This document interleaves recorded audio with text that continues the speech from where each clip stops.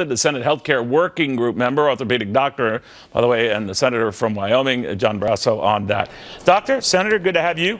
Thanks for having me. Now, I know you're working on to come up with something on your own, or that is the Senate will come up with something on its own and then reconcile whatever differences there are remaining in the House, but that this could take some time despite the ambitious predictions on the part of Speaker Ryan. How long do you think this takes?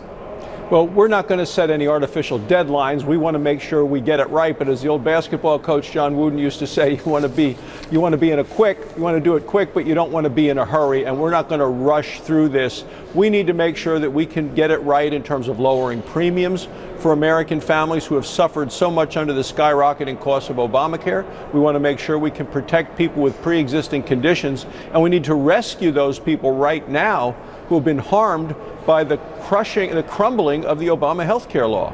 You know, you're losing on the PR war, though, Senator. You and I have chatted about this as well. I'm not saying that that is significant, but it's not insignificant. That the American people have this notion, maybe courtesy of all these town hall hearings that have turned into ruckus affairs, that you're taking health care away from them, that you're taking their loved ones, maybe themselves, and putting them on life support.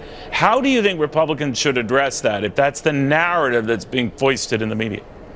Well, you know, there are a lot of scare tactics out there. We do protect everyone with pre-existing conditions. Everyone? Because, Senator, that's another thing that comes up, that in some states they could be loosey-goosey on that.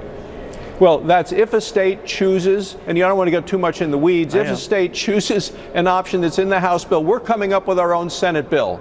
We want to make sure people with pre-existing conditions are protected, that the premiums that have skyrocketed, we can get those lower, and to rescue the people that have been hurt by this collapsing Obama health care. So the Senate will have a pre-existing feature in there that isn't as vague as the House. I'm not meaning to besmirch the House, but what that calls for is if you let your coverage lapse and you try to get coverage later and you've had a pre-existing condition, you're going to pay through the nose.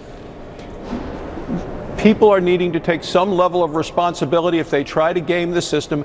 Don't buy insurance until after they get sick. I mean, that's what's driving up the cost for other people that do buy insurance. But you asked the question about what am I hearing at home.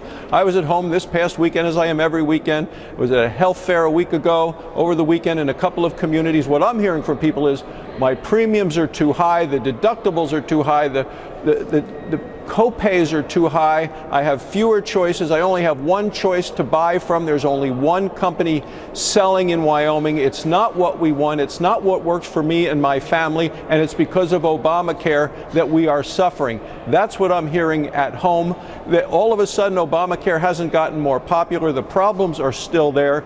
We're trying to address this now, Neil, because of the collapse of the Obama health care law with higher prices, fewer choices, and really a loss for the American people.